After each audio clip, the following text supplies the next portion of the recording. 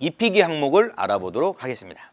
입히기는 이제 면 종류죠. 면 종류. 우리 아이 의류 면 종류인데 가장 중요한 포인트가 오가닉이냐 오가닉이 아닌 일반 코튼이냐 이 차이예요. 그래서 오가닉 코튼은 말 그대로 오가닉 농장에서 재배한 실 원사를 추출해서 만든 옷이 오가닉 의류고요. 일반 의류는 이제 코튼이라고 하죠. 그렇기 때문에 오가닉과 오가닉이 아닌 원단을 가격 비교만 하면 최소 2배 이상, 그 이상도 차이 나요. 이유는 오가닉은 말 그대로 화학 비료를 전혀 쓰지 않은 농장에서 만든 실이잖아요.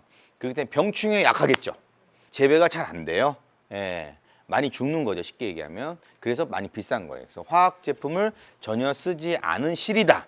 이렇게 보시면 돼요. 그게 오가닉. 신생아인 우리 아이 피부에 닿았을 때 얼마나 더 친환경적이겠어요. 그렇죠? 그래서 오가닉 원단을 신생아 의류한테 많이 쓰는 거예요. 네. 보시면 아시겠지만 색깔이 거의 없어요. 뭐 알록달록 진한 색이 별로 없고 거의 흰색이나 무채색. 그렇죠? 그래야지 이염되거나 오염되는 건 거의 덜 하겠죠. 그래서 그렇게 보시면 되고요. 먼저 베네 쪼고리는 생후 언제까지 보통 쓸까요? 배꼽 떨어지기 전까지. 한 2달. 네, 애매하죠. 한 2달. 네. 보통 한 달 정도 이내에 사용을 합니다. 그래서 밑에 하의가 없죠. 거의. 언제든지 하루에도 몇 번이든 기저귀를 쉽게 가를 수 있게끔 돼 있고요. 사이즈가 굉장히 작아요. 그래서 몇 달을 입힐 수가 없어요. 한 달 정도 쓰기 때문에 뭐 20개, 30개 필요 없고요. 한 4, 5개 정도만 있으면 되고 조리원에서도 뭐 한두 개 줄 수도 있고. 근데 우리는 이제 오가닉으로 준비하면 되고요. 손 모양을 한번 볼게요. 이렇게. 손싸개가 기능이 있어요. 손싸개는 요걸 뒤집는 거죠. 이렇게 뒤집으면 이렇게 되는 거예요. 그럼 아이가 손을 넣어도 손톱이 나오지 않게끔 손싸개 기능까지 포함되어 있어요. 그래서 요거를 보통 한 달까지 사용하고요. 피부가 약한 신생아한테 쓰게끔 되어 있어서 부드럽고 편안한 소재, 그다음에 수시로 기저귀를 갈기 편하게끔 만들어져 있다. 이렇게 보시면 돼요. 그리고 신생아 모자입니다. 다음 항목이. 신생아 모자는 한 3개 정도 이렇게 표시했는데 많이는 필요 없어요. 신생아 모자. 그래서 아이가 외출을 해서 돌아다니려고 신생아 모자를 쓰는 게 아니고 집에서 아이가 생활을 해도 잠을 한번 자고 나면 머리부터 발끝까지 땀이 많이 납니다. 그래서 땀이 나서 배출을 하게 되면 바로 땀이 식죠. 그러면 체온이 떨어질 수가 있어요. 그래서 체온 보호 차원에서 신생아 모자를 사용합니다. 그래서 요거는 조물조물 빨면 금방 마르니까 한 2-3개 정도만 있으면 된다 하시면 돼요. 그래서 신생아 모자도 역시 완전히 신생아 때만 쓰고요. 베네 쪼고리랑 같은 시기에 쓰기도 하고 좀 더 길게 쓰기도 한다고 보시면 돼요.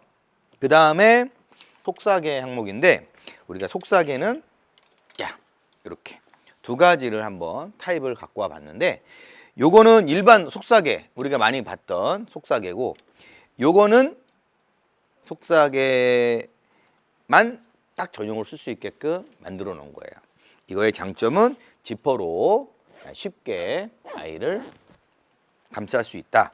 이게 장점인 거고 그 이외에는 요걸로는 다른 걸 확장해서 쓰기가 좀 어려워요. 무슨 말씀이냐면 요 속사계는 아이가 어렸을 때 속사계용으로 쓰고 이불 패드용으로 깔아도 되고 베개 위에 올려놔도 되고 또 날씨가 아주 춥지 않을 때는 카시트 같은 데 갖고 가서 가볍게 깔아놔도 되고 여러 용도로 많이 쓰여요. 요거는 사용하긴 편하지만 다양한 용도로 쓰기는 어렵다. 하지만 굉장히 편하게 사용할 수 있다 하고요. 우리 아이를 한번 어떻게 하는지 한번 해볼게요. 네, 속삭에 잘 보세요. 이쪽 그룹에서 한 팀 시킬 겁니다. 한 분, 이쪽 그룹에서 한 분 시킬 거예요. 그래서 어차피 다 처음이시니까 네, 애 한 10명 키운 것처럼 너무 잘하시면 또 그것도 이상하잖아요. 그죠? 네, 우리 도와줄 다산이를 데리고 오겠습니다. 우리 아이. 네, 오늘 많이 출연할 거예요. 예, 이름은 다산입니다. 그래서 이따 카시트 할 때도 많이 나타날 거고. 네, 먼저 속삭의 아이를 덮이는 이유가 뭐죠? 아시는 분? 모로반사. 맞아요, 맞아요. 모로반사 나오세요. 선물 하나 드리겠습니다. 늦게 오셔가지고 아주 제 역할 잘하고 계십니다. 예. 이거는 뭐냐면 프라우스에서 손목 보호 됩니다. 손목 보호 대. 박수 한번 쳐주세요. 네, 아, 좋아요. 네. 네. 아이들은 이렇게 잠을 자면 스스로 막 손, 발 움직이게 되면 금방 깨요. 그럼 혼자 놀래가지고 울고 그러거든요. 그래서 엄마 뱃속에 그 상태 그대로 유지할 수 있게끔 우리를 폭 싸주는 거예요. 그래서 쓰는 건데 이 속삭이는 아이를 눕혀놓죠. 보통 머리형이 이렇게 있어요. 머리형을 해서 아이를 이렇게 꼭 머리를 넣을 수 있게끔 하는 경우도 있고 아이가 좀 크면 이렇게 해서 머리를 빼는 경우도 있죠. 굳이 뭐 한겨울이 아니면 이렇게 하고 아이를 한쪽을 팔을 묻어주고 한쪽을 덮습니다. 방법은 여러 가지가 있어요. 여러 가지가 있는데 보통 흔한 방법을 알려드리는 거예요. 그래서 다리 빼고 팔을 이 안쪽으로 해서 엉덩이 안쪽으로 밀어넣습니다. 이렇게 하면 고정이 됐죠. 일단 이렇게. 그리고 이 팔을 지그시 눌러주시고 나머지로 감쌉니다.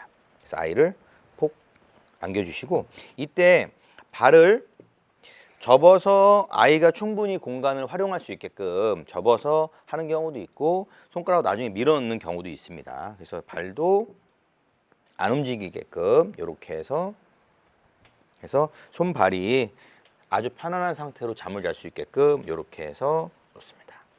네. 절대 안 깰 것 같죠? 이 정도 해놓으면 이렇게 해서 자면 새끈새끈 잠을 잘 잡니다. 네, 이쪽 팀에서 한번 나와 주십시오. 가운데. 네, 잘하실 것 같아요. 나와주세요. 이 마스크 쓰시면 나와주세요. 사실 아이가 한 3개월 됐어요. 태어나자마자는 더 작습니다. 아이가. 네, 예쁘게 잘 좀 싸주십시오. 네, 해주세요. 네, 아이를 머리 위로 올려놓고요.